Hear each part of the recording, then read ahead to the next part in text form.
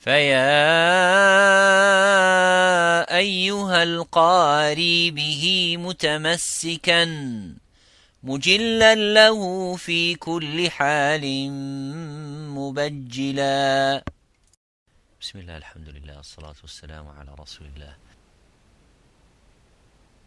Assalamu alaikum wa rahmatullahi wa barakatuhu. Great to have you with us in this Tajweed presentation. My name is Khalid Abu Shafi', and today inshallah we are going to talk about a little bit deeply into the makhraj or the makharij of the tongue, the points of articulations of the tongue. And the lisan in Arabic language, as it mentioned, makharijul lisan, the word lisan has been mentioned in the Quran in so many verses and many places in the ayat. And when Allah subhanahu wa ta'ala mentions the word lisan, it means in the Arabic language, or for the Arabs specifically, it is the language or the fasaha, which is the classical or the standard language that the Arab used to use. So the word lisan, it's a part of the body, which is the tongue in Arabic language, but in the Quran specifically, when it mentioned, as Allah subhanahu wa ta'ala say, بِلِسَانٍ عَرَبِيٍّ, with the language of the Arabs, لِتَكُونَ مِنَ الْمُنذِرِينَ بِلِسَانٍ عَرَبِيٍّ. Allah subhanahu wa ta'ala has descended upon Rasulullah sallallahu alaihi wasallam this Quran with the language of Arabic language. And when we say اختلاف ألسنتكم, that the differences of your tongues, it means here the differences of your languages. So the meaning of lisan in Arabic, it means also part of the body, which is al-jariha in Arabic language. And also it is in the same time the language that is spoken. So the Arabs, when they say lisan, means a language.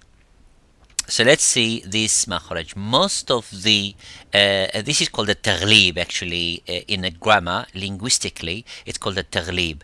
They call them lisan, but actually not all the letters come from the lisan and from the tongue. When we look at the parts of the lisan, the parts of the makhraj, there are 18 letters. These 18 letters are articulated specifically from the lisan, which is the tongue, but the rest of the Arabic language left over, which is a 10 or 11. If we say there are 29 or 28, then there will be 4 from the lips and the 6 from the throat, huruf al-halq. The rest of the 18 are from the tongue. So either they come from the tip of the tongue, the middle of the tongue, the deepest part of the tongue, or the sides of the tongue. So all these parts or the parts of the lisan contribute in producing most of the Arabic language sounds and most of the Arabic language characters and letters. And that's why by taghlib, by generalization and by broadening the word in a grammar, it's called in Arabic a taghlib. And that تغليب الجمع or تغليب التثنية. تغليب التثنية means to make two things becomes as one in giving the title for one, but actually it means both of them. For example, if you say Al-Umaran, it doesn't mean Umar and Umar, but it means Umar ibn al-Khattab and Abu Bakr as-Siddiq. And when we say in Arabic language Al-Qamaran, it doesn't mean Qamar and Qamar, but it means Qamar and Al-Shams, which is the sun and the moon. Qamaran means 2 moons. Umaran means 2 Umars, but it means Abu Bakr and Umar because it's called taghlib, broadening, generalizing, and bringing that terminology of in a grammar. It's technically means to make the two. We mean two, but we make one word to give the title for two. Another example, Al-Aswadan, Rasulullah sallallahu alaihi wasallam, ما كان يطعمكما, what was your food in your house for al-Mu'mineen? She used to say Al-Aswadan, which is the 2 blacks, which means dates and the water. Al-Aswadan al-Tamr wal-Ma. This is called Tathniyat al-Taghlib. I went a little bit deep into the grammar, but it's very important to understand these things in Arabic language. We come to the stage understanding tajweed, ilm al-qira'at, is all related to the Arabic language. And تغليب الجمع, it means in this manner that lisan, but actually when we say lisan, it doesn't mean in all the parts, and all the language and all the letters of Arabic language and sounds come from the tongue, but it comes from other parts. But because it's used all the time in most of the cases, lisan, that's why it's called bilisanin Arabiyyin mubin. And let's go, inshallah, deeply into the topic. Now, the letters that comes from the middle part, which I'm going to talk in this video, and also the deepest part, which is when I say the deepest, means it's far from the lips, from the mouth towards the tongue, so towards the throat. So the first part of the throat and the last part of the tongue, they meet in a border which is slightly next to the epiglottis, which is a laha in Arabic language. So it's here. That part represents the qaf and the kaf, and then the middle part represents the jim and the shin and the ya. As we can see in this presentation now, it's the deepest part, which is the farthest distance from the mouth, and that is the first part of the tongue, which we are going to talk about. And in the first makhraj, the ulama mentioned, Imam al-Jazari in his muqaddimah, is al-qaf. And the letter qaf, it has an echoing sound. It is harf mufakham, it is a little bit strong. So when we pronounce the qaf, we try to pronounce it audibly and as it is, qa, by opening slightly the lips vertically and making that sound and echoing by saying qa. And you can see the vibration where I have made the arrow to mention that it touches the last part of the epiglottis. So it makes you can see that it goes a little bit up into the roof of the mouth slightly, which is the back of the roof of the mouth. But it is the first part of the tongue which is mentioned. So you say aq, qa, qa, qu, qi, aq, aq. Soon as you say, make the sukun and make that sound of aq, you can see how the sound is cut. There is no air coming out, and it's a full mouth. It's not an empty mouth. Aq, qa. Open your mouth slightly and say qa, qa, qalu, qala. Now the next part, it is the kaf. The kaf is slightly same makhraj, but slightly a little bit different than the qaf. The kaf is empty mouth. That's number one. The second is the kaf touches the roof of the mouth a little bit, touches the bone of the roof of the mouth, which is further towards the tongue, towards the lips. I'm sorry. So it is not where the arrow is now. Where it mentioned the qaf, but slightly towards the touching the bone of the roof of the mouth and making that ak, kana, al-kawthar. So this is the makhraj of the kaf.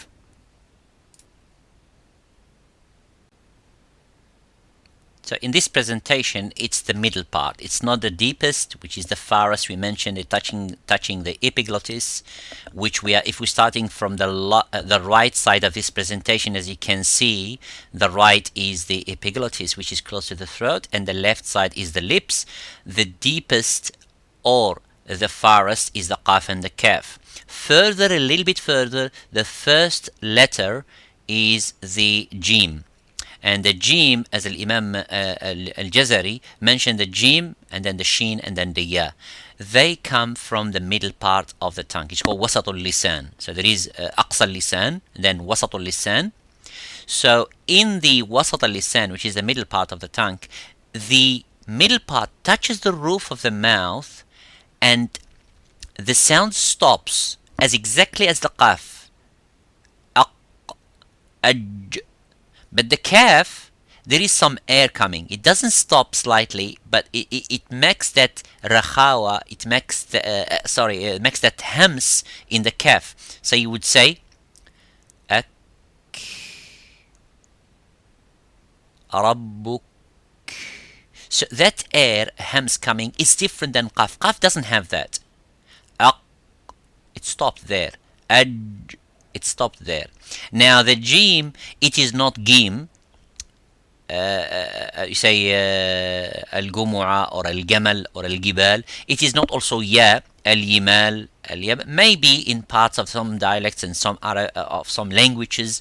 So it is not either ja, as some countries may sound al-jamal or al-jibal, or you would say, for example, ijtama'a.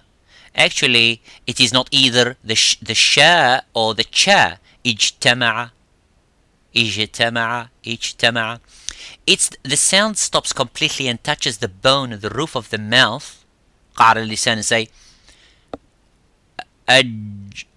So if we don't know how to do that, just simply, if you can sound the letter dal in Arabic language, just say ad and bring your tongue slightly to the back, which is use the middle part and bring to the back slightly where you are, you will find out the letter of jim.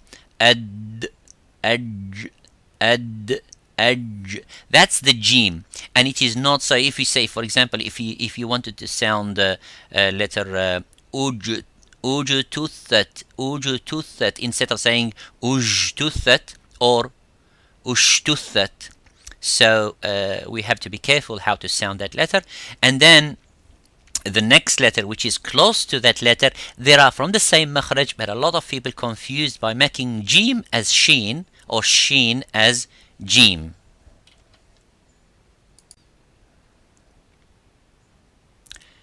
This is the letter sheen, which is slightly, there is a gap there, as you can see. The jim is different. The jim does not have any gap.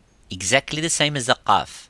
Jim and qaf are the same by holding and touching that parts. The parts touch each other without leaving the gap. But the shin has a gap, and that let the air slightly go. So if you say ishtara ash-shams, you see? But if you say, you can't say the jim, say ijtama'a, you say ijtama'a, ajara.